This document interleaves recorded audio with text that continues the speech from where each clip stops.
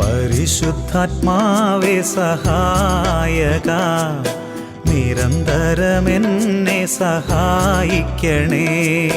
പരിശുദ്ധാത്മാവേ സഹായക, നിരന്തരമെന്നെ സഹായിക്കണേ. നിത്യവും കൂടെ വസിക്കുന്നോനേ, അഭിഷേകത്തിനഗ്നി നിറച്ചിടണേ. നിത്യവും കൂടെ വസിക്കുന്നോനേ, അഭിഷേകത്തിനഗ്നി നിറച്ചിടണേ.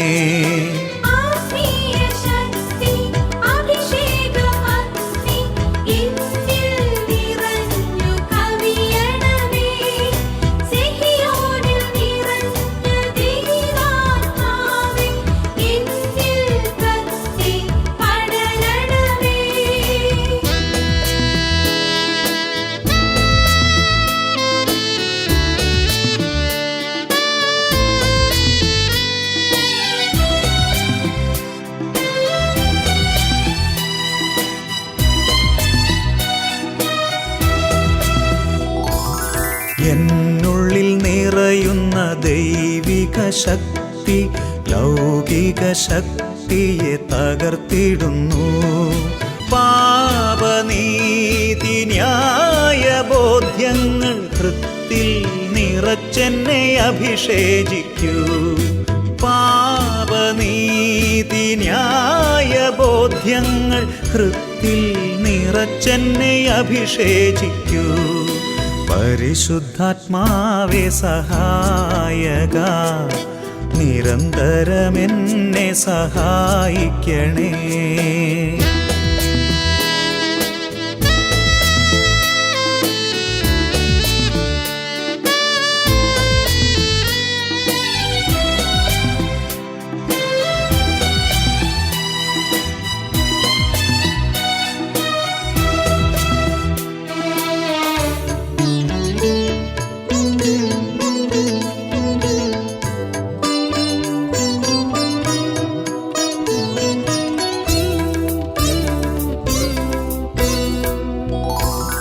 വചനം പഠിക്കുവാൻ കൃപ ചൊരിയണമേ.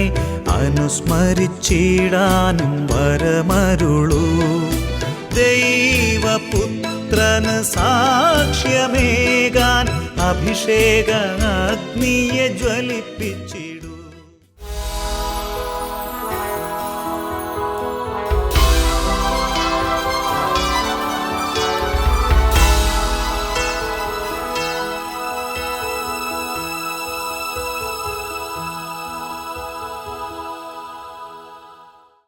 Hallelujah, hallelujah. യേശുവേ ആരാധന, യേശുവേ ആരാധന.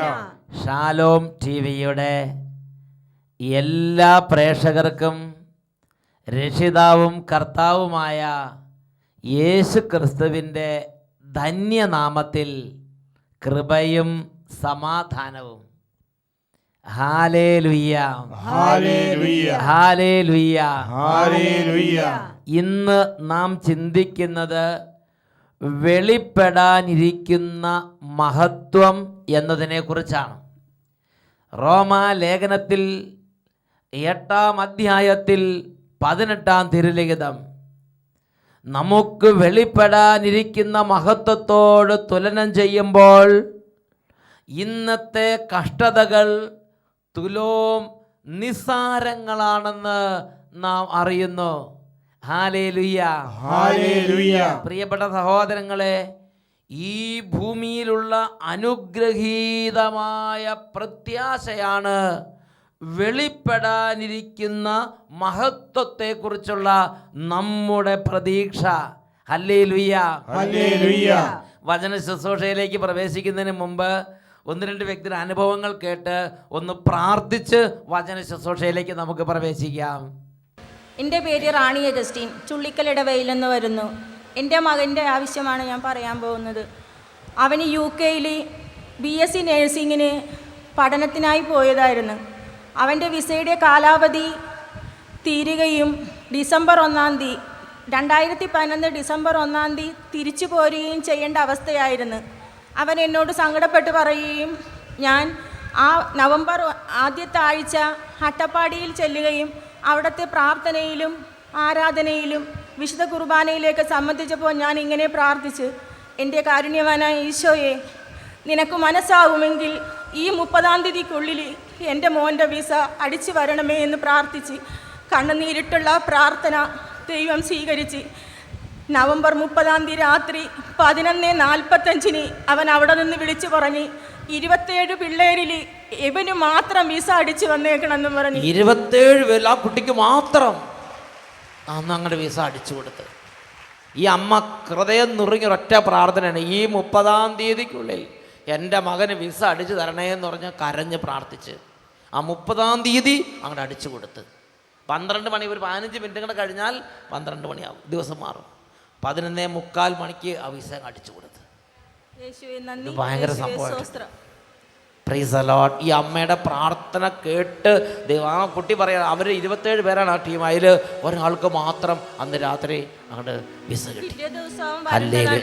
പിറ്റേ ദിവസം 1 അതായത് അവിടെ വിസയില്ലാതെ നിൽക്കാൻ പറ്റില്ല. ലാസ്റ്റ് ഡേറ്റിൻ്റെ അവസാനത്തെ ഒരു അരമണിക്കൂർ തീരുന്ന ആ സമയത്താണ് അടിച്ചങ്ങോട്ട് കൊടുക്കുന്നത്. ഈ അമ്മയുടെ പ്രാർത്ഥന വെറുതെ പോയില്ല. Hallelujah, hallelujah. ഓരോ പ്രാർത്ഥനയ്ക്കും വിലയുണ്ട്. യോഹന്നാന്റെ സുവിശേഷം 14 അധ്യായം 14 തിരുലിഖിതം: നിങ്ങൾ എൻ്റെ നാമത്തിൽ എന്നോട് എന്തെങ്കിലും ചോദിച്ചാൽ ഞാൻ അത് ചെയ്തു തരും. Hallelujah, hallelujah, hallelujah, hallelujah. വിശുദ്ധ മർക്കോസിന്റെ സുവിശേഷം 11 അധ്യായം 24 തിരുലിഖിതം: അതിനാൽ ഞാൻ നിങ്ങളോട് പറയുന്നു, പ്രാർത്ഥിക്കുകയും യാചിക്കുകയും ചെയ്യുന്ന എന്തും ലഭിക്കുമെന്ന് വിശ്വസിക്കുവിൻ, ലഭിക്കുക തന്നെ ചെയ്യും. ഒരു വ്യക്തിയുടെ അനുഭവം കൊണ്ട് നമുക്ക് ശ്രദ്ധിക്കാം. എൻ്റെ പേര് ഹെലൻ വില്യം. ഞാൻ ഫോർട്ട് കൊച്ചി അമരാവതിയിൽ നിന്ന് വരുന്നു. എൻ്റെ മോൻ 6 വയസ്സുള്ള എനോഷിന് വേണ്ടിയാണ് ഞാനിവിടെ സാക്ഷ്യം പറയാൻ നിൽക്കുന്നത്. അവൻ്റെ മേല് മുഴുവൻ വെളുത്ത പാടും തലയിൽ പുറ്റുപോലെയും ഉണ്ടായിരുന്നു. 6 മാസത്തോളം ഞാൻ മരുന്ന് കൊടുത്തിട്ടും ഒരു കുറവുണ്ടായില്ല. ഡോക്ടർമാരെ കാണിച്ചപ്പോൾ സോറിയാസിസ് ആണെന്നാണ് പറഞ്ഞത്. ഞങ്ങൾ കരഞ്ഞ് പ്രാർത്ഥിച്ചു. ഞാൻ സെപ്റ്റംബറിലെയും നവംബറിലെയും മാസാദ്യ അട്ടപ്പാടിയിൽ വന്ന് മാസാദ്യ വെള്ളിയാഴ്ചയിലെ പ്രാർത്ഥനയിൽ പങ്കുകൊണ്ട് എൻ്റെ മോൻ്റെ അസുഖം മാറ്റി കിട്ടുകയാണെങ്കിൽ ഞാൻ അവനുമായി വന്ന് സാക്ഷ്യം പറയാമെന്ന് പ്രാർത്ഥിച്ചു വന്നതിൻ്റെ പിറ്റേ ദിവസം തന്നെ എൻ്റെ മോൻ്റെ തലയിലെയും ദേഹത്തെയും പാടുകളെല്ലാം മാറ്റിക്കിട്ടി. പിറ്റേ ദിവസം തന്നെ.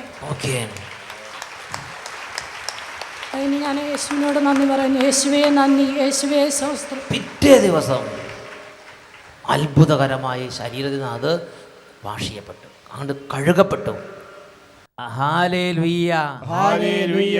പ്രിയപ്പെട്ട സഹോദരർ, നോക്കുക, ശരീരം മുഴുവൻ വെളുത്ത പാണ്ടുകൾ, തലയിൽ പുറ്റുപോലെ ഈ വ്രണം അടിങ്ങിയിരിക്കുക. അങ്ങനത്തെ ആ കുട്ടിയാണ് ഒരു ദിവസം ഈശോയെ എന്ന് പറഞ്ഞ് പൊട്ടിക്കരഞ്ഞ് നിലവിളിച്ച് പ്രാർത്ഥിച്ച് പിറ്റേ ദിവസം ആ ശരീരത്തിലെ ആ രോഗം അപ്രത്യക്ഷമായി വർഷങ്ങളായിട്ട് പിന്നെ തിരിച്ചു വന്നിട്ടില്ല. Hallelujah, hallelujah. ഓരോ പ്രാർത്ഥനയ്ക്കും ഉത്തരമുണ്ട്. ഈ സമയം നമുക്കെല്ലാവർക്കും എഴുന്നേറ്റ് നിൽക്കാം. കുടുംബം മുഴുവനും പ്രാർത്ഥനയിലേക്ക് അണിചേരുകയാണ്. ഓരോ കോൺവെൻറ്റിലും ഇരുന്ന് ഈ ശുശ്രൂഷയിൽ പങ്കുചേർന്ന് ഓരോ സമൂഹത്തിൻ്റെ മേലും വലിയ അത്ഭുത കൃപ കർത്താവ് വർഷിക്കാൻ പോവുകയാണ്. ഓരോ കുട്ടിയുടെ മേലും ഓരോ യുവതിവാവിൻ്റെ മേലും ഇത് ദൈവത്തിൻ്റെ അത്ഭുതകരമായ ഇടപെടലുണ്ട്. പ്രിയ ദൈവമക്കളെ, ഇത് പ്രാർത്ഥിക്കാൻ വേണ്ടി കർത്താവ് ഒരുക്കിയിരിക്കുന്ന സമയമാണ്. ഹൃദയം തുറക്കുമെങ്കിൽ ദൈവത്തിൻ്റെ അനുഭവത്തിൻ്റെ ഉടമയായി നീ രൂപാന്തരപ്പെടും. രോഗാവസ്ഥയുള്ളവരുണ്ടെങ്കിൽ അവർക്ക് വേണ്ടി കൂടി കുടുംബാംഗങ്ങൾ ഇപ്പോൾ പ്രാർത്ഥിക്കുക. എല്ലാവരും ഏറ്റുചൊല്ലി ഉറക്കെ പ്രാർത്ഥിക്കണം. കർത്താവായ യേശുവേ, കർത്താവായ യേശുവേ, ഞങ്ങളുടെ അവിശ്വാസം പരിഹരിച്ച് ഞങ്ങളുടെ അവിശ്വാസം പരിഹരിച്ച് വിശ്വാസം വർദ്ധിപ്പിക്കണമേ. വിശ്വാസം വർദ്ധിപ്പിക്കണമേ. ദൈവത്തിന്റെ ആത്മാവിനെതിരായി ദൈവത്തിന്റെ ആത്മാവിനെതിരായി മല്ലടിക്കുന്ന എല്ലാ അന്ധകാര പീഡകളെയും എല്ലാ അന്ധകാര പീഡകളെയും നസ്രായന്റെ നാമത്തിൽ ബന്ധിക്കുന്നു. നസ്രായന്റെ നാമത്തിൽ ബന്ധിക്കുന്നു. വചനം കേൾക്കുമ്പോൾ ക്ഷീണവും മടുപ്പും വിമത ചിന്തകളും മല്ലടിക്കുന്ന പ്രകൃതങ്ങളും എതിർ ചിന്തകളും ദീപിപ്പിക്കുന്ന എല്ലാ അരുവികളെയും യേശുനാമത്തിൽ ബന്ധിക്കുന്നു. വിട്ടുമാറി പോകട്ടെ കർത്താവായ യേശുവേ. ഈ കുടുംബങ്ങളിലുള്ള രോഗികളുടെ സൗഖ്യത്തിന് തടസ്സമായി നിൽക്കുന്ന എല്ലാ എതിർശക്തികളെയും നസ്രായനായ യേശുക്രിസ്തുവിന്റെ നാമത്തിൽ ശാസിക്കുന്നു. വിട്ടുമാറി പോകട്ടെ. ഹല്ലേലൂയ. കുട്ടികളെയും യുവതി യുവാക്കന്മാരെയും ശല്യം ചെയ്യുന്ന തിന്മകളെയും ക്ഷീണങ്ങളെയും രോഗങ്ങളെയും അവിശ്വാസ പീഡയെയും യേശുനാമത്തിൽ ശാസിക്കുന്നു. വിട്ടുമാറി പോവുക. ഹല്ലേലൂയ. ഇരുകരങ്ങൾ ഉയർത്തി നമുക്ക് സ്തുതിക്കാം. ആരാധന ആരാധന. അത്ഭുതകരമായ കൃപ ഈ സമൂഹത്തിലേക്ക് വ്യാപരിക്കട്ടെ. ഓരോ മകന്റെ മകൾ അത്ഭുത അഭിഷേകം പ്രാപിക്കട്ടെ. ക്ഷീണങ്ങൾ മാറട്ടെ. കൃപാവരാഭിഷേകം നിറയട്ടെ. ശക്തി നിറയട്ടെ. ആന്തരിക മേഖലകൾ ഉണരട്ടെ. എല്ലാ മന്ദതയും മാറിപ്പോകട്ടെ. എല്ലാ മരിവും വിട്ടുപോകട്ടെ. എല്ലാ ക്ഷീണങ്ങളും മാറട്ടെ. എല്ലാ കുടുംബ കലഹങ്ങളും വിട്ടുപോകട്ടെ. ഹല്ലേലൂയ. ആരാധന ആരാധന യേശുവേ. ആരാധന ആരാധന ആരാധന.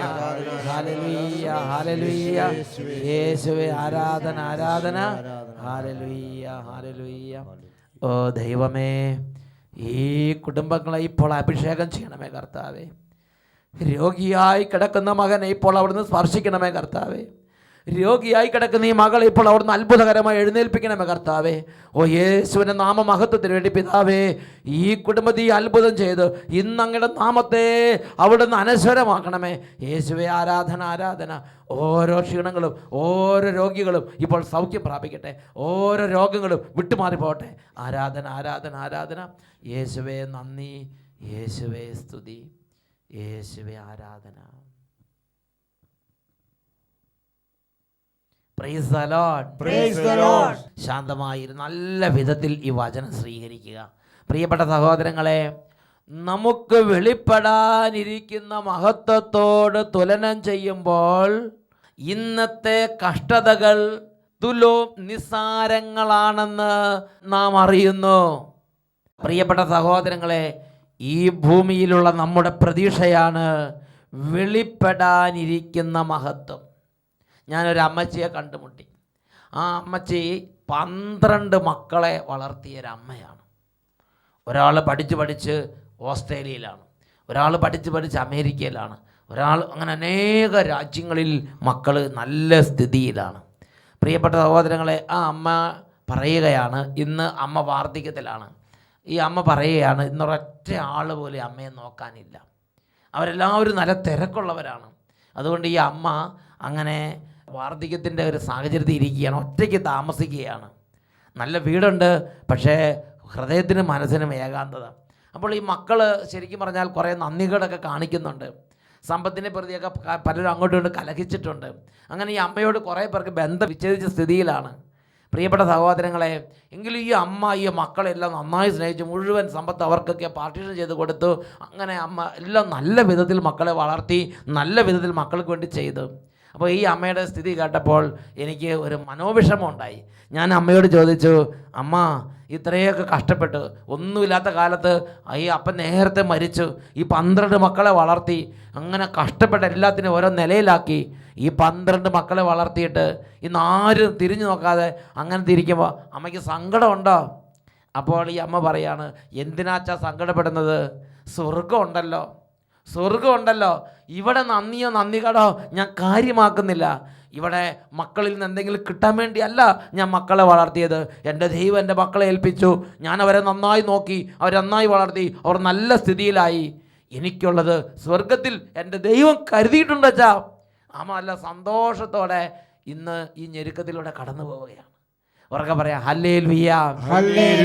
ഞാൻ കുറച്ച് നാൾ കഴിഞ്ഞ് വേറൊരു അമ്മയെ കണ്ടുമുട്ടി. ആ അമ്മ ഇതേപോലെ 10, 60, 80, 85 വയസ്സായി.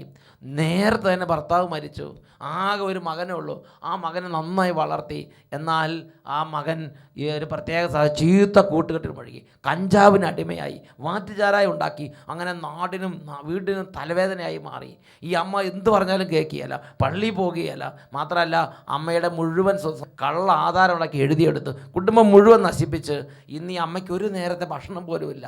വല്ലപ്പോഴും ഈ അമ്മ ആരെങ്കിലും കൊടുക്കുന്ന ആ പൈസ ഉണ്ടെങ്കിൽ അതുകൊണ്ട് ബസ് കയറി ധ്യാന കേന്ദ്രത്തിൽ വന്ന് വല്ലപ്പോഴും ഇച്ചിരി കഞ്ഞി കുടിക്കും. ഇതാണ് അമ്മയുടെ ഭക്ഷണം. പട്ടിണിയാണ്, ഒരാളോടും പറയുകയില്ല.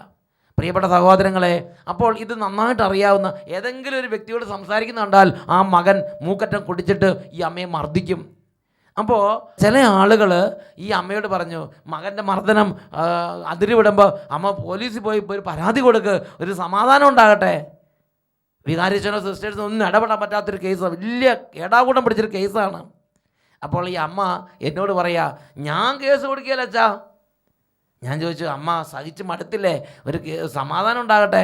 ഞാൻ കേസ് കൊടുക്കുക വെച്ചാൽ എൻ്റെ മകനല്ലേ, അവനെ പോലീസ് വിലങ്ങ് വെച്ചുകൊണ്ട് ഞാൻ കണ്ടു നിൽക്കാൻ പറ്റുമോ അച്ഛാ? എൻ്റെ മകനല്ലേ, ദൈവം എനിക്ക് ഏൽപ്പിച്ചു തന്ന, ഞാൻ എൻ്റെ കഴിവിൻ്റെ പരമാവധി നോക്കിയിട്ടുണ്ട്. എങ്കിലും ഞാൻ അവന് വേണ്ടി പ്രാർത്ഥിക്കുന്നു. ഇന്നല്ലെങ്കിൽ നാളെ അവൻ മാനസാന്തരപ്പെടും, ഇന്നല്ലെങ്കിൽ നാളെ അവൻ പള്ളിയിൽ പോകും, ഇന്നല്ലെങ്കിൽ നാളെ അവൻ കുമ്പസാരിച്ച് കുർബാന സ്വീകരിക്കും. എൻ്റെ ഈ സഹനം വഴി അവനെ നല്ല ജീവിതത്തിലേക്ക് കൊണ്ടുവരും. ഈ അമ്മ പറയുകയാണ്, എല്ലാം സഹിച്ച് അമ്മ മകൻ്റെ വീട്ടിൽ താമസിക്കുക.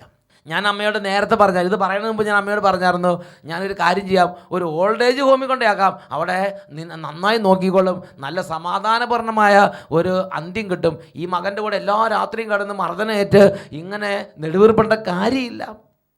അമ്മ പറഞ്ഞു, വേണ്ട വേണ്ട വേണ്ട, ഞാൻ എൻ്റെ മകൻ്റെ കൂടെ താമസിച്ച് ഈ വേദനയില്ല, എൻ്റെ മകൻ്റെ മാനസാന്തരത്തിന് വേണ്ടി ആ മകൻ സ്വർഗത്തിൽ പോണച്ചാ. പ്രിയപ്പെട്ട സഹോദരൻ നോക്കിയേൻ, എത്ര സഹിച്ചാലും മടുക്കാത്തൊരമ്മ, എത്ര ഉപേക്ഷിച്ചാലും ആരൊക്കെ എന്തൊക്കെ പറഞ്ഞാലും ശരി മടുക്കാത്തൊരമ്മ, സഹിച്ചാലും മതി വരാത്തൊരമ്മ. എന്തിനാ?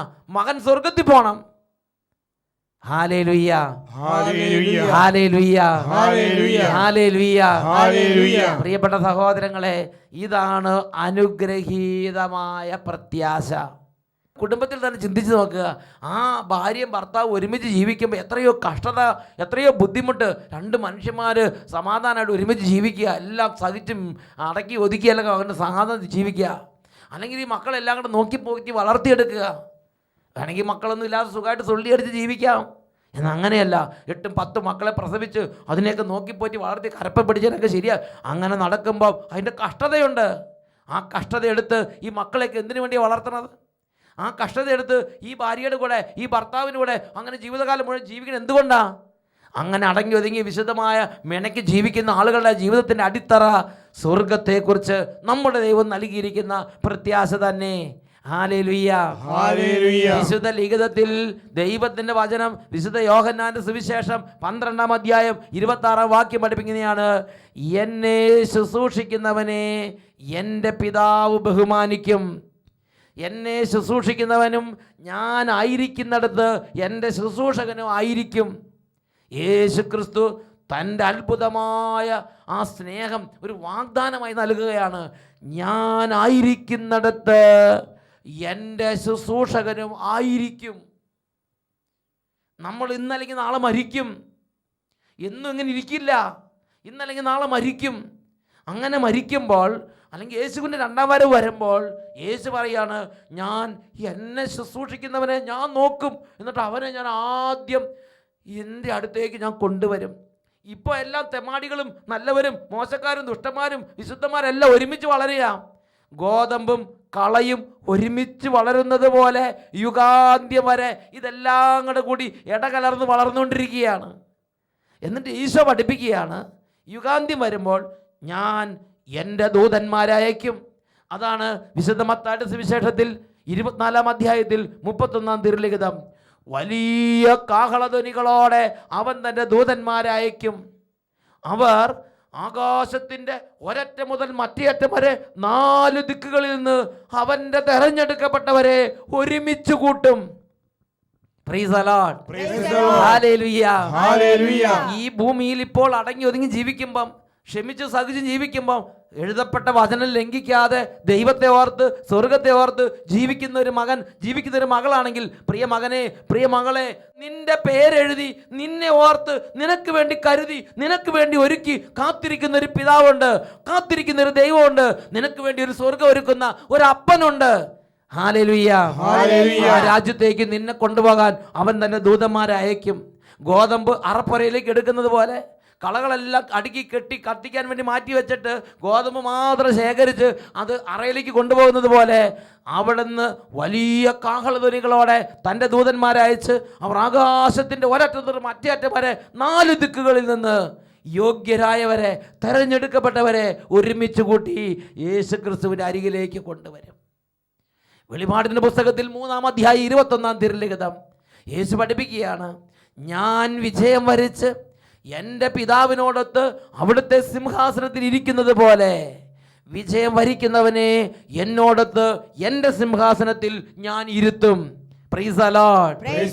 ആ വചനം വീട്ടിലിരിക്കുന്നവരെല്ലാവരും നേരിട്ട് പറയുക, ഞാൻ വിജയം വരിച്ച് എന്റെ പിതാവിനോടൊത്ത് അവിടുത്തെ സിംഹാസനത്തിൽ ഇരിക്കുന്നത് പോലെ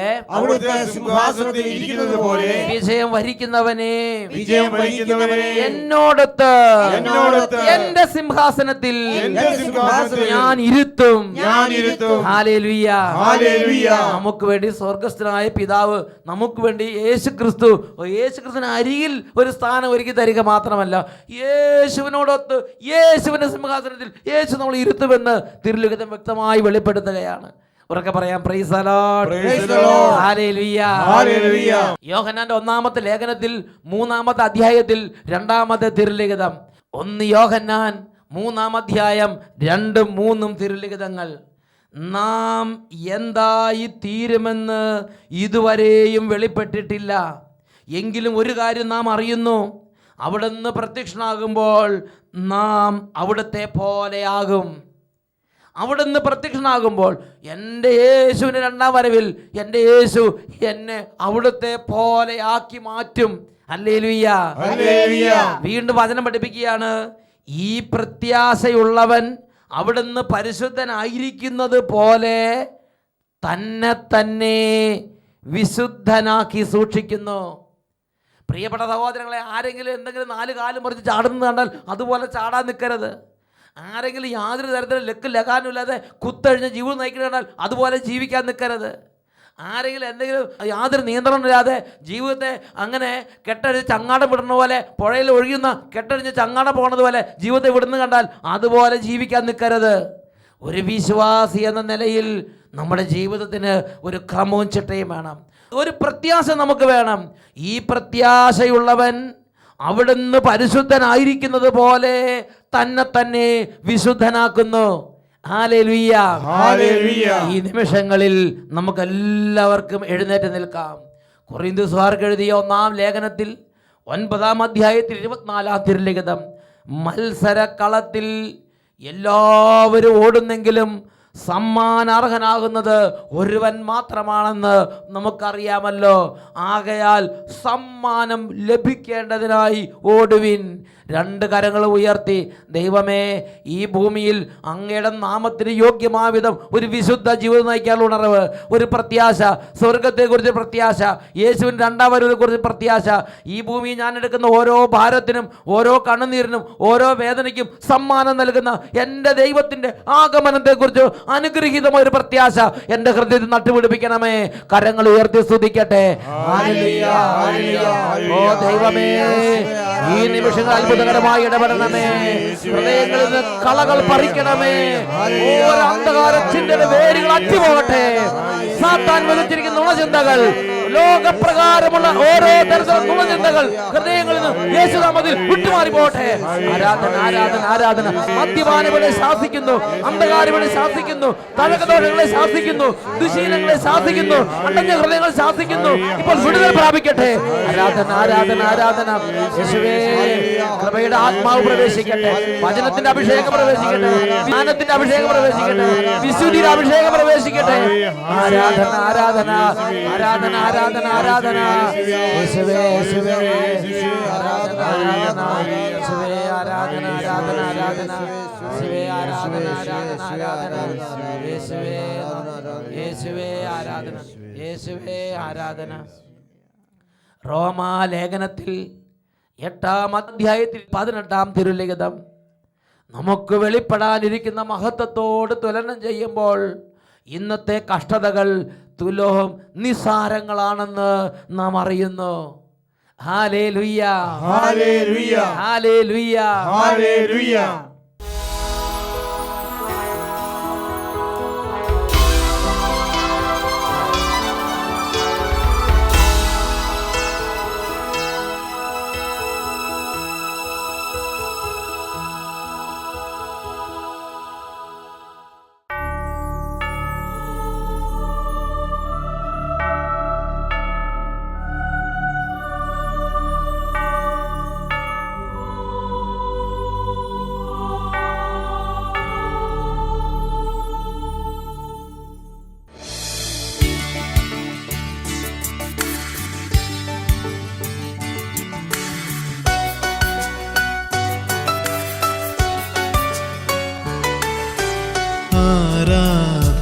ആരാധനാപാത്രമേ,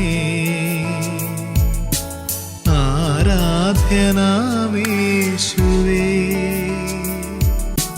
കൂദാശയിൽ ഈ വേദിയിൽ നിറയുന്ന സ്വർഗീയ ചൈതന്യമേ, ആരാധനാപാത്രമേ, ആരാധ്യനാമേശുവേ.